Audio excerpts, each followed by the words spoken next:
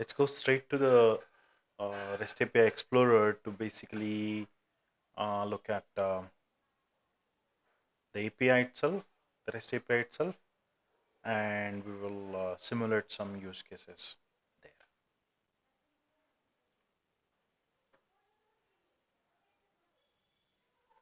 So after you install Virtual Agent API plugin, you will see a new namespace added to your system or added to your instance, and that is called as SNVA as service. And under that, you will see the API called VA bot integration. And under that, you will see this endpoint, which can be used by external systems to connect to ServiceNow's virtual agent. Let's start with, I have basically created the payload here in this PDF, which I will share with you. I'll attach it to the video. The first step here, as you can see, is starting the conversation. And for starting the conversation, you have to send the payload, which has action set to start conversation. We'll take a look at the payload also to understand what each attribute is in the payload. Now we will at least try to cover the important ones. So let's first begin with start conversation. So if we go to start conversation here, what we are trying to do here in this payload is that we're sending the request ID, which is a unique ID for each request. Enterprise ID will be ServiceNow. The bot ID is it's again a text. If you have multi-bot environment on ServiceNow side, you can set the bot ID as let's say if you have a bot for service desk dedicatedly, or if you have a bot for HR dedicatedly, then you can give an ID to that and then basically set it to that. And a session ID is again a unique ID. Action is a very important attribute here, which basically tells ServiceNow what action needs to be performed, and there are certain fixed values like start underscore conversation or agent or I think end conversation, and the other one is switch, which basically switches the topic of conversation. So these actions are very important, and all of this is documented in the virtual agent API documentation on ServiceNow's documentation site. I have a PDF for that. I will attach the PDF also for the documentation. I have it for Vancouver release. I'll attach that.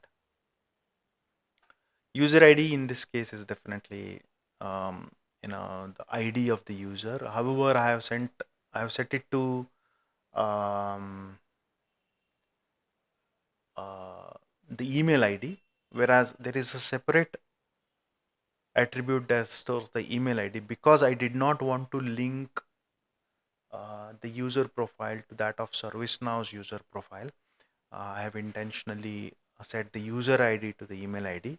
However, if you want to do the linking of the user, you can send the user ID that you want to link to in ServiceNow, and also sends the email ID separately in a separate attribute. So this is the history, very important information.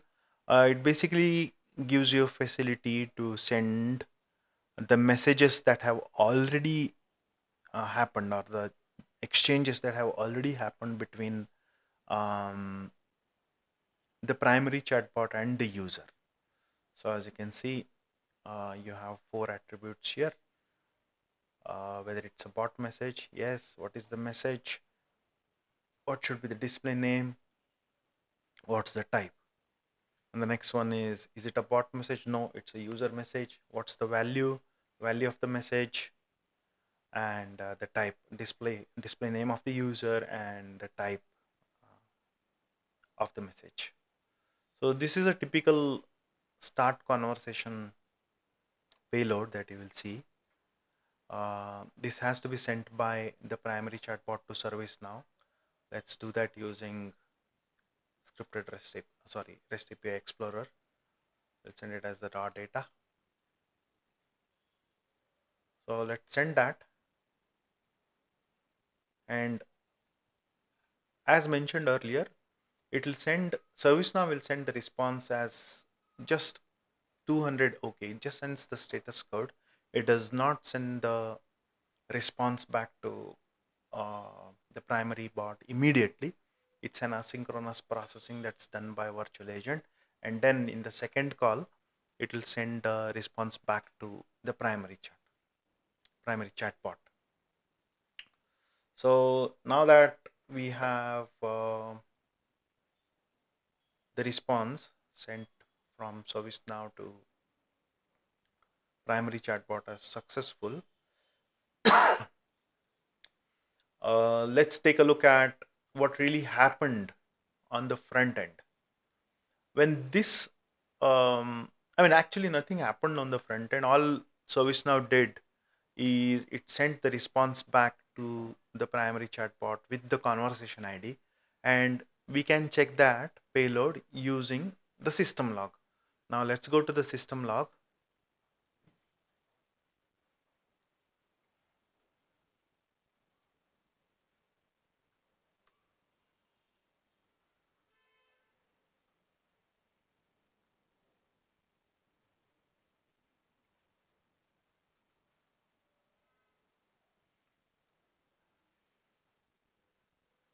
So let's look for the keyword source as the name of the API, which is, let's try setting it. Where's my cursor, by the way? Where did it go? Oh, it's right here. So the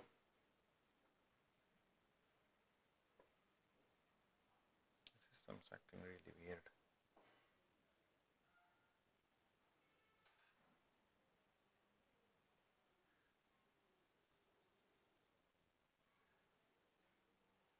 Yeah. So let's look for this source as SNVA as service, and look for something like this, which says flow designer output. What this tells me is that this is the response sent from ServiceNow to the primary bot. Okay, so let's take a look at this response in a nicely formatted JSON in this documentation. So the response, like you see here, it basically sends the conversation ID in the body, which the primary chatbot can store and then use it. As you can see, the response body has the request ID, the client session ID, the user ID, the body which has the conversation ID, and the score.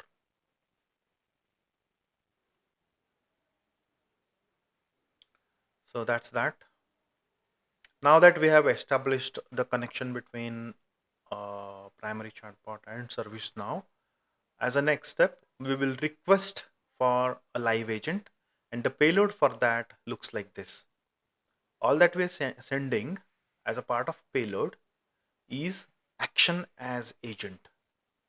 Let's try to do that using the REST API Explorer. So coming back here and sending the payload with action as agent. Let's send that. Response has been sent as OK. As soon as we do that, a new interaction is created, and that new interaction appears in the inbox of the available agent, as you can see here. So now the agent goes and let's say accepts it.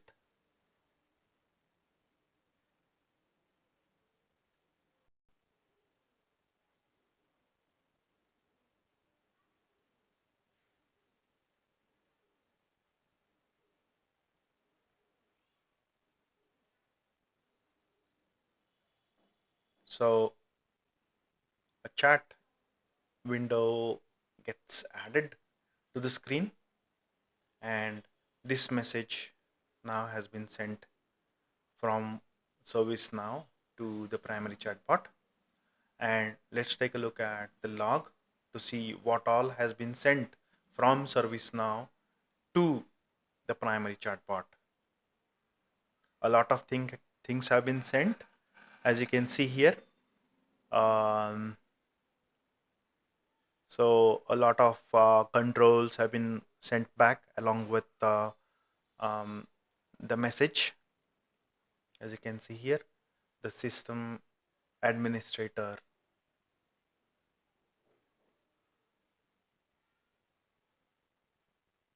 has joined. That's the message that we are sending back along with you know other controls, and we can take a look at those other controls here in the PDF.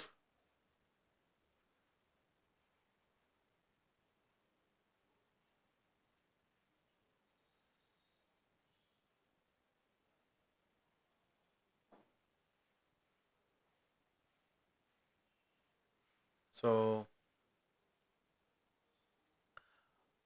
let's take a look at the response. Like I said, it sends multiple responses with different controls back to the primary chatbot. Subscribe to support queue sends the details of the support queue. Subscribe to chat presence status sends the presence status back to the primary chatbot. And then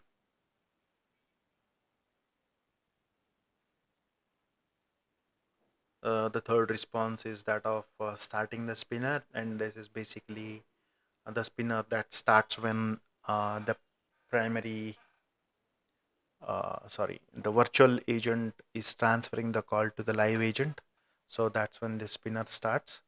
The fourth response is about um, confirmation when the agent accepts the chat. That's when this is sent back to the primary saying agent has joined. And then the fifth response is ending the spinner. You know, all of this information is useful for primary chatbot so that they can render their chat window. And finally, the sixth response is that the switch to live agent has happened successfully. So these are the six responses that we get for one payload which sent action as agent. All right. So uh,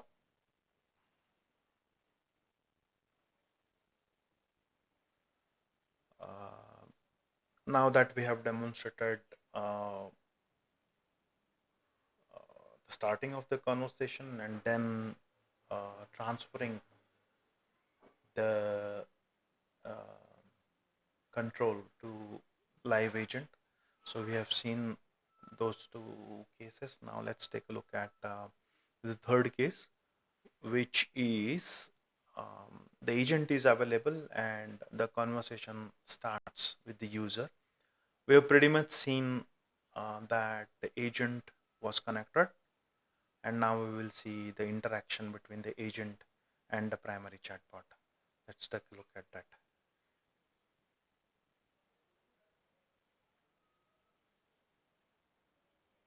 So in that case, all you need to do is, let's say the live agent is available now, yeah, and then the conversation has already started, and all you need to do in this case is send the payload as message, add message to your payload.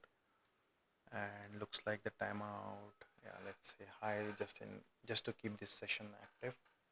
Um, and then let's send this payload quickly. And we copy all of it? Let's see. Yeah. So now quickly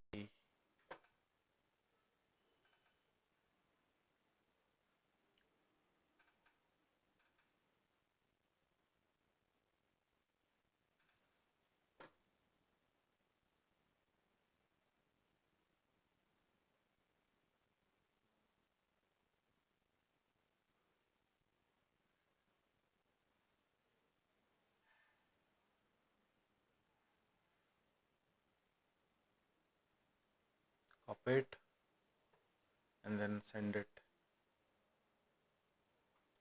as the payload from primary chatbot to ServiceNow. Let's see what happens now. Add request. Did we miss anything? Yeah, I think we missed curly brace here. Yeah, there you go. Yeah. Let's take a look at the chat window. There you go. This is sent from the primary chatbot to ServiceNow. It says, hello, I have a question. And if you take a look at the payload, you will see that that's exactly what we sent. Now that the communication is established and the conversation is happening, let's also take a look at one more case where the ServiceNow agent, live agent basically responds. Yes, please tell me more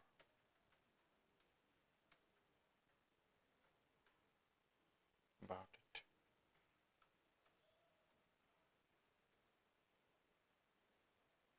Now let's go to the log and then refresh it. As you can see,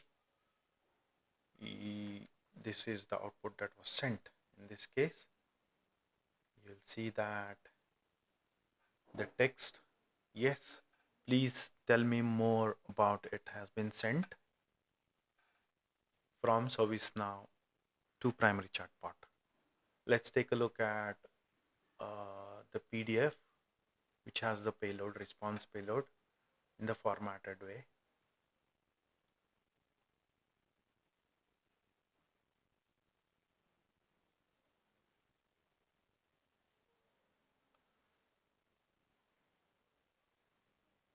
So this is what is the response that is sent from live agent to primary chatbot.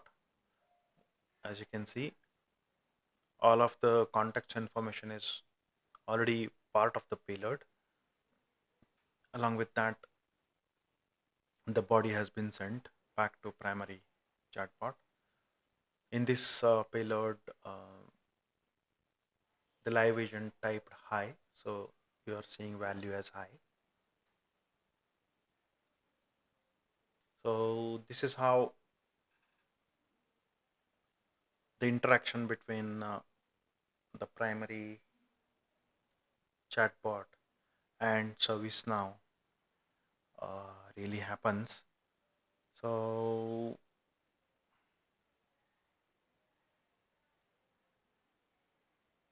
I think this is good enough information for you to try out this API yourself.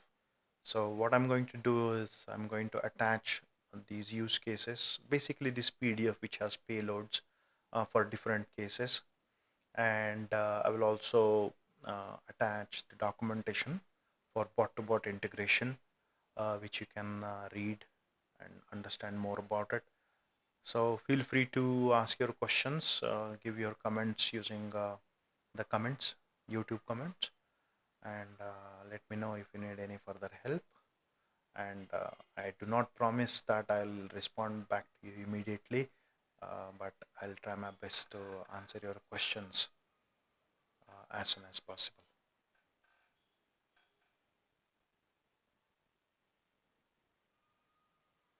Thanks for watching the video, and